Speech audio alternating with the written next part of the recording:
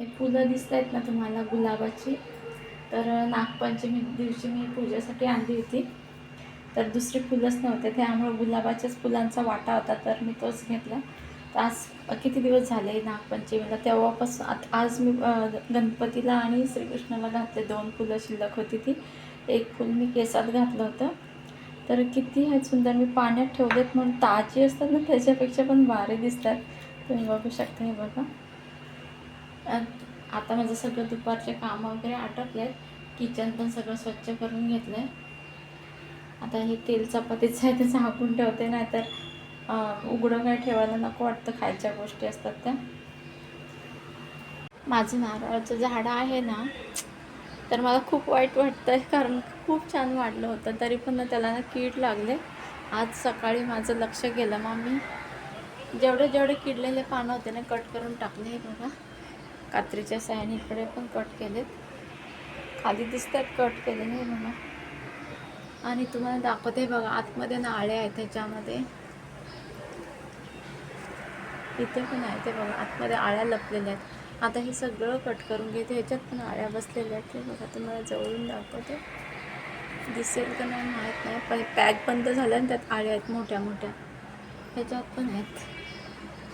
तर मला खूप वाईट वाटतं आहे, एवढे छान झाड वाढलेलं, आणि किती छोटी कुंडी आहे तरी त्याच्यामध्ये वाढलं. तसं तर हे मार्गशीर्ष महिन्यातलं जे आपण पूजा करतो ना, तो नारळ आहे, आणि त्याचं एवढं छान झाड झालं. आता 2 वर्ष होऊन गेली त्याला ह्या डिसेंबरमध्ये. आता एक कट करून घेते, नाहीतर झाड पूर्ण खराब होऊन जाईल. आजचं वातावरण पण खूप छान आहे, ऊन पडलं आहे, पाऊस कालच्यापासून कमी आहे. आणि हा वेल मी तोडूनच टाकला आहे, कारण काही फुलसुद्धा येत नाही, आणि उगाच मग बेडरूममध्ये सगळा काळोख काळोख राहतो. आता आठवण झाले तर झाकण ठेवते. तेल चपातीला घेतलं होतं ते राहत नाही ह्याच्यावर, दुसरी ठेवते. राहिली एका हातात मोबाईल होता ना, त्यामुळे ठेवता येत नव्हती नीट. सगळं स्वच्छ करून घेतलं आहे, कारण किचनमध्ये राडा बघूसच नाही वाटत. भांडी पण घासून घेतलेत, एक पेला दुधाचा तेवढा राहिला आहे. तर ती जवळ आलेत ना म्हणून घर झाडून काढलं. तर इकडे बेडरूममध्ये सगळा पसारा आणून टाकला आहे. आंघोळीचं पातेलं पण दिसतंय तुम्हाला. आमच्याकडे गिझर नाही ना, त्यामुळं आता साफसफाई केल्यानंतरच आंघोळ करणार आहे. हा असा बाजार मांडलेला होता, ते सगळं स्वच्छ करायला मला सकाळी 8:30 ते आता 1:30 वाजले आहे. तर मी आंघोळ करते आणि नंतर जेवून घेते, आणि नंतर फरशी वगैरे पुशी, कारण 1:30 वाजला, भूक पण लागले. तर हे सगळे हळूहळू थोडे करून मी भांडी घासून काढीन नंतर, कारण एकाच वेळेला सगळं तर नाही जमणार, माझा हात दुखतो त्यामुळं. 1:30 वाजले बघा बरोबर. जेवायच्या आधी हे तेवढं स्वच्छ करून घेते किचन. स्वयंपाक करून घेतला होता त्यामुळे थोडं जास्त खराब दिसते, पीठ वगैरे सांडलेलं. सणासुदीचे दिवस आहेत, तर घर स्वच्छ असलं जास्त चांगलं वाटतं. तर आता किचन स्वच्छ करते आणि जेवते, नाही आंघोळ करते आणि नंतर जेवते, कारण मन नाही होत तसं जेवण करायला. तसं सकाळी नाश्ता वगैरे केलेला आहे. आता करताना जर दाखवलं तर मी आधीच थकले, माझा खूप हात दुखतोय. तुम्हाला माहिती असेल, नस दाबल्यावर इतका त्रास होतो की विचार पण करू शकत नाही, इतका त्रास होतो हाताचा. बापरे. करून घेतलाय, आता आंघोळ करायची आणि जेवण करायचं. बाकीचं सगळं निवांत. ते 4 वाजता चहा पिल्यावर बघते आता मी थोडं पडणार आहे, नंतर फरशी वगैरे पुसणार आहे, कारण माझ्यात त्यातच जीवच नाही फरशी पुसायला. आता एवढा दुखतोय की मी विचार पण करू शकत नाही, एवढा दुखतोय. स्टाईल वगैरे पण स्वच्छ केली. हे आहे माझं जेवण. आज शुक्रवार आहे, त्यामुळे काहीच खायचं नाही, मला साधंच खायचं आहे. या जेवायला तुम्ही पण. लोणचं काढण्याची सगळ्यात सोपी पद्धत म्हणजे जेव्हा आपण लोणचं काढतो तेव्हा आजूबाजूला पण लोणचं लागतं बरणीच्या आतून, आणि मग ते सुक्या रुमालाने पुसून वगैरे घ्यावं लागतं, कारण बुरशी लागू नये म्हणून. तर तुम्हाला मी एकदम सोपी आणि साधी एक सिम्पल ट्रिक सांगते. तर आपला जो चिमटा असतो ना, आता मी थोडं ह्यात लोणचं काढलं आहे, माझ्या बहिणीला द्यायचं तिला टेस्ट करायला. तर हे बघा, असा आपला चिमटा असतो ना, जो पापड कुरडया वगैरे तळतो ना, तर त्याने अशी एक फोड उचलायची आणि डब्यात टाकायचे, म्हणजे आजूबाजूला लागतसुद्धा नाही. आता मी तुम्हाला दाखवते, थांबा. तर मी हातात मोबाईल पकडला, एक तर माझा हात पण दुखतो. बघा, अशा पद्धतीने उचलायचे आणि काढायचे, म्हणजे बरणी पण आजूबाजूला खराब होत नाही आपली. तर तर ही ट्रिक्स कशी वाटली मला नक्की कमेंट्समध्ये सांगा. खूप उपयोगी ही ट्रिक्स आहे आणि यूजफुल आहे असं मी सांगेन. कारण मला हात दुखतो त्यावेळेला मला खूप त्रास वाटतो ते पुसून घ्यायचं. परत ते जे कपडा किंवा रुमाल असेल ना, खास करून जुन्या असतात ना कपडे आपले, त्याचाच वापरत जावा. कारण त्याचा डाग वगैरे पडतात लोणच्याचे तेलाचे. तर नवीन रुमाल वगैरे वापरू नका. आणि मी काय सांग, ओढणीचे असतात ना जुन्या ओढणीचे ते वापरा. थोडे कट करून कात्रीने रुमाला एवढे. आणि मी काय सांगेन, मला आता समजत नाही, पण मला कमेंट्समध्ये नक्की सांगा. ही मी म्हणजे मला जसं आपल्याला कोणतीही गोष्ट त्रास देते आणि त्याच्यावर आपण काहीतरी आयडिया काढतो, तशातलाच हा माझा प्रकार आहे. माझा हात खूप दुखतो, त्याच्यावर मी ही आयडिया मला स्वतःहून सुचलेली आहे.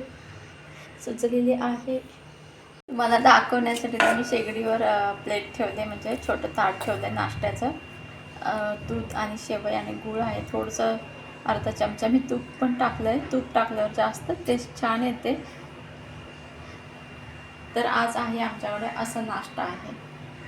बाहेर छान ऊन पडलं आहे आज. सकाळ सकाळ पाऊस होता आणि आता ऊन पण पडलं आहे.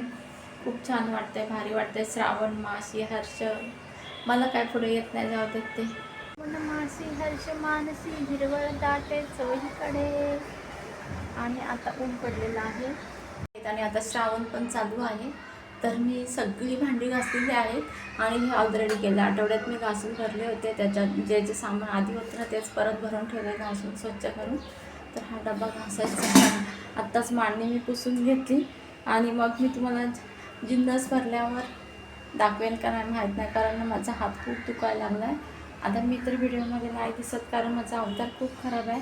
आणि तुम्ही समजू शकता की हाताची नस जर दबली तर त्या माणसाला, म्हणजे कोणी असो, एक माणूस किंवा कोणताही प्राणी असो, कोणता माणूस असो, स्त्री असो, पुरुष असो, कोणी असो, नस दबल्या किती त्रास होत असेल तर तुम्ही समजून घेऊ शकता मला. तर मी आता व्हिडिओमध्ये नाही दिसत आहे, तर थोडंफार एक माणूस म्हणून माणसाला तुम्ही समजून घ्या मला. आणि मी खूप दमले. अजून मी जेवण पण नाही केलं आहे, कारण जेवली ना तर मला हे कामच नाही जमणार करायला. आणि तिकडे बेडरूममध्ये भांडी रात्रीच मी नळ होतं, पाणी होतं, तेव्हा घासून सुकाय ठेवले. आणि बऱ्यापैकी जेवढं शक्य होईल तेवढं नक्कीच टाकेन. पण आता गणपती आहेत त्यावेळेस सगळ्या खोल्या झाडून घेतल्यात, नाहीतरी माझं घर साफ करायला झालंच होतं. आणि सगळी भांडी घासलेत, खूप धूळ बसली होती. चला तर मग आता मांडणी तर पुसून झाले, जेवल्यानंतर बाकीचं सगळं बघेन आता. हा हे ताटांचं तुम्हाला खराब दिसत असेल ना व्हिडिओमध्ये, ते राहिलं आहे पुसायचं, ते पुसून काढते मी. काढले ताटांचं वगैरे, ते राहिलं होतं पुसायचं आणि मी कॅमेरा चालू केला होता, तर ते व्हिडिओमध्ये तुम्हाला दिसत होतं खराब ते. नाहीतर तुम्ही म्हणाल की अरे पुसलेली दाखवते आणि इथं तर धूळ बसलेली दिसते, तर असं काय नाही. आता मी पुसून काढले त्यामुळे स्वच्छ दिसते.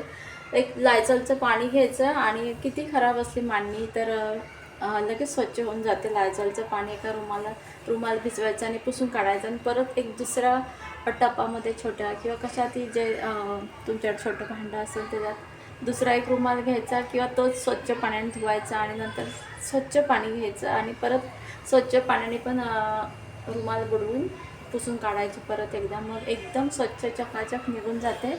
अजिबात लायझॉलच्या पाण्यामुळे मेन म्हणजे डाग अजिबात राहत नाहीत. अजिबात डाग राहत नाहीत. असं घासावं किसावं नाही लागत अजिबात. ह्या ज्या काचेच्या प्लेट दिसत आहेत ना ह्या, तर त्यांची मला एवढी भीती वाटते की काय विचारून सोय नाही. मी घासताना, काढताना, ठेवताना घाबरत ठेवते, कारण माझा हात दुखतो त्यामुळे कधी माझ्या हातून टपकून पडेल आणि फुटेल मलाच माहीत नाही. की घाबरते ना मी, मला असं वाटतं. आणि मी व्हिडिओसाठी जास्त करून आता काचेच्या वस्तू घेते, थोड्या जास्त नाही पण एखाद दुसरी तरी घेत असते. त्यामुळे मला भीती वाटते, कारण माझा ना हातातून मोबाईल खूप वेळा पडतो. आत्तासुद्धा मी कॅमेरा चालू करायच्या आधी पडला माझ्या हातून मोबाईल. तुम्हाला माझी श्रावणातली स्वच्छता म्हणजे सगळं स्वच्छ केलं. आणि आता किराणा पण मी नवीन आणून भरला आहे, कारण रिकामच झालं होतं. भरायची गरजच होती मला किराणा, त्यामुळे मला भरायचंच होतं. आणि आता श्रावण आहे, गणपती पण येतात, त्यामुळे सगळं घर स्वच्छ झालं आहे ना, त्यामुळे खूप भारी वाटतं, मस्त वाटतं. इकडे तरी सगळं एक साईडला राहिलं ना मग बरं झालं, कारण हे सगळं ॲक्वागार्ड लावलं ना तिथं होतं. नंतर मला खूप टेन्शन आलं होतं. मग मी थोडं डोकं लावलं, ॲक्वागार्ड बसवायला आलं तर त्याच्याकडून हे 2 खिळे बसून घेतले स्टाईलमध्ये. दिला ना त्याने फुकटमध्येच दिला आणि बसून लगेच सांगितलं.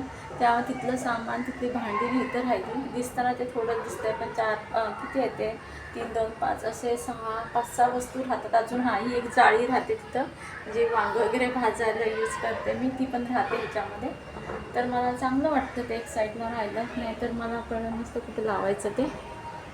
छान असा वारा सुटला आहे, मस्त वाटतं आहे आज बाहेरनं, असं थंडगार वारा सुटला आहे. अशी वाऱ्याची हलकीशी झुळूक आली ना, तर मला एकदम भारी वाटलं, कारण मी काम करून थकले त्यामुळे. तर नमस्कार मंडळी, आज मी तुम्हाला माझं महिन्याचं किराणा सामान मागवलं आहे ना, तर मी महिन्याच्या किराणा सामानामध्ये काय काय मागवलं ते तुम्हाला एक एक करून दाखवते. आणि रोजच्याच आपल्या वापरातल्या वस्तू आहेत, जे आपल्याला रोज खाण्यापिण्यासाठी लागतात त्याच आहेत. चला तर मग एक एक करून तुम्हाला दाखवते. तर मी तुम्हाला व्हिडिओमध्ये नाही दिसणार, कारण मी खूप थकलेली आहे आणि माझं डोकं पण दुखायला लागलं, त्यामुळे मी डोक्यात तेल वगैरे घातलं, त्यामुळे नाही व्हिडिओमध्ये दिसणार. आणि चला तुम्हाला एक एक करून दाखवत सगळं मी महिन्याच्या किराणामध्ये काय काय मागवलं आहे ते. आणि भांडी स्वच्छ करून ठेवलेत काय काय, ते डब्यातनी पण भरून दाखवते. सगळं नाही दाखवायला एवढं जमणार मला, कारण माझ्या हाताने जास्त व्हिडिओ करताना खूप कष्ट असतात त्याच्यामध्ये. आता तर मी स्वतः करते त्यामुळे मला कळतं. आणि सांगायचं झालं तर मला कळतं की खूप व्हिडिओ करताना खूप कष्ट आहेत आणि मला ते कष्ट झेपत नाहीत असं म्हणायची वेळ आली माझ्यावर. इतक्या दिवस ना मला वाटायचं खूप सोपं काम आहे असं वाटायचं, पण जेव्हा प्रत्यक्ष मी करायला गेले ना, तेव्हा मला कळलं तसं तर सोपं कोणतंच काम नाही, सोपं आपण करावं लागतं. ट्रायपॉडचा आवाज मी सरकवला ना, त्यामुळे तुम्हाला दिसतं जातं इथे हे मसाले आहेत ना, तर मी माझ्या ह्या एका डब्यामध्ये भरून ठेवते. इथे घासलेले आहेत सगळे,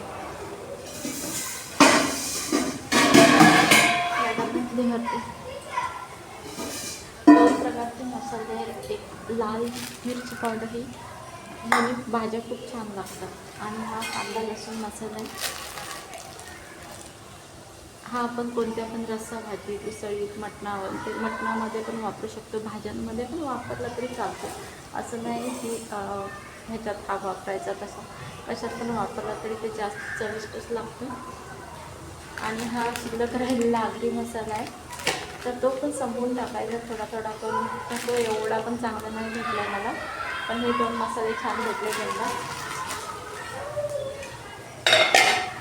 चला तर किराणा दाखवते, बाजूला सरकवून ठेवते. सुरुवातीला मी दाखवते जे महिन्याला लागतात किंवा पुरतात, पण कधी जास्त पण लागतात असं नाही, तेवढंच लागतात असं काय नाही. हे आहेत गहू, हे बघा, आणि हे आहे नाचणीचं पीठ.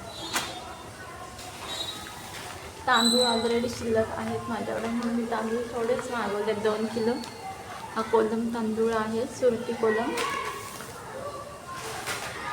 हे वाल आहेत, पण कडवे वाल नाहीत, ते पावटे सुकलेले असतात ना, ते आहेत. शिल्लक आहेत कडधान्य बरेच, म्हणून पाव किलोच मागवले. मोहरीचे ऑलरेडी 2 पॅकेट डब्यामध्ये भेटतात. आणि पार्ले गोल्ड सांगितले होते 3 पुढे, तर त्यांच्याकडे शिल्लक नव्हते, म्हणून त्यांनी त्यातलेच 3 दिलांनी, पार्ले साधे बिस्किट दिलांनी. आणि ज्वारी सगळ्यात जास्त महाग असतं आत्ताच्या ह्याच्यामध्ये, सगळ्यात ज्वारी जास्त महाग आहे सगळ्या धान्यांमध्ये. तर ही ज्वारी,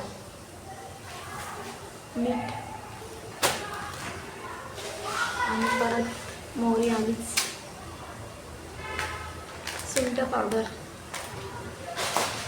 मोहरीचे पॅकेट हे माझ्या आधीचे आहेत, आत्ताचं दाखवते ते.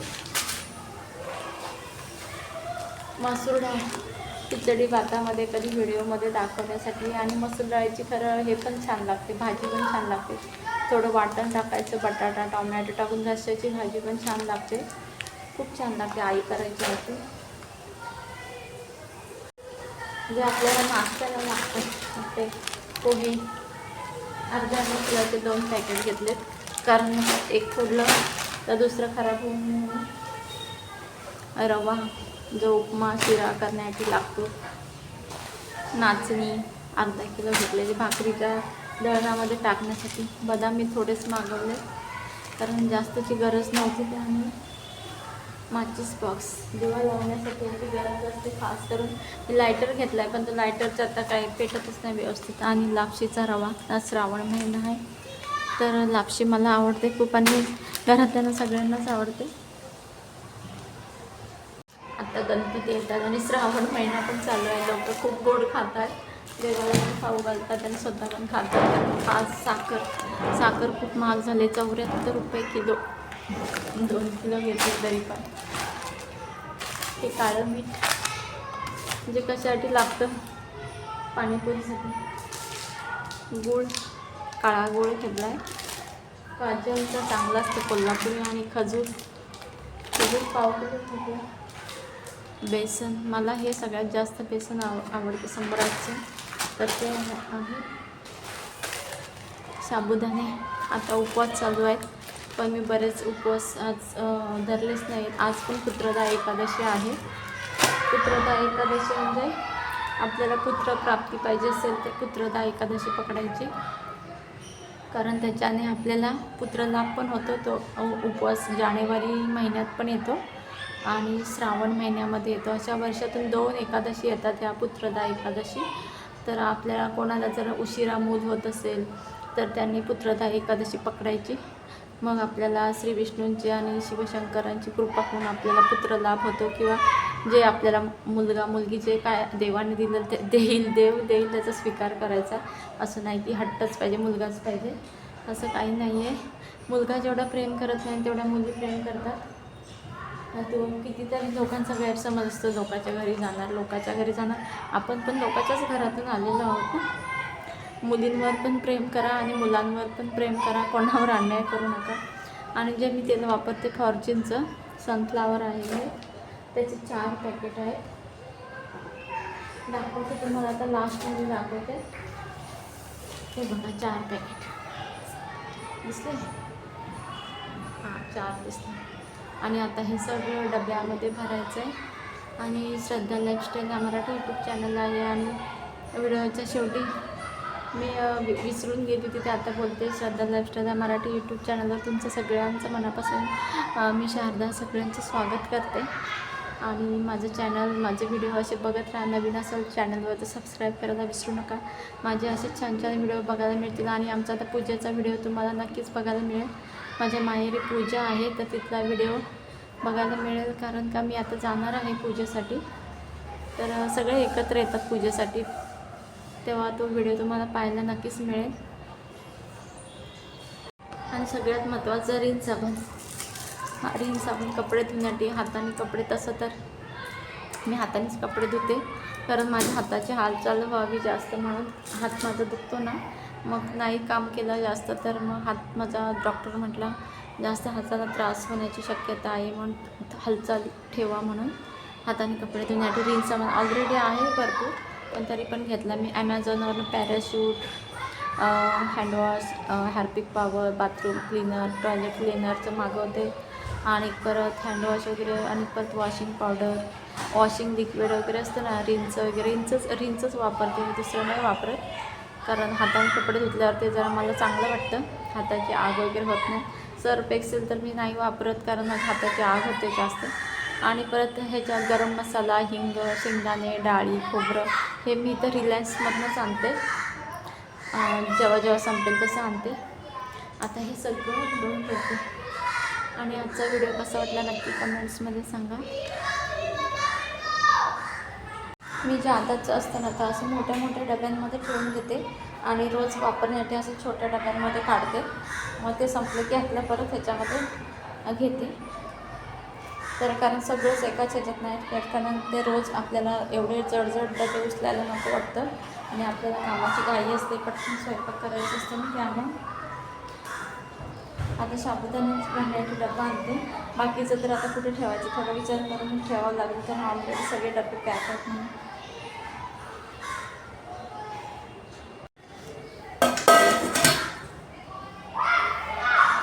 एक करून सगळ्यांचे झाकणं लावून घेते आणि बाकीचं पण ठेवून घेते.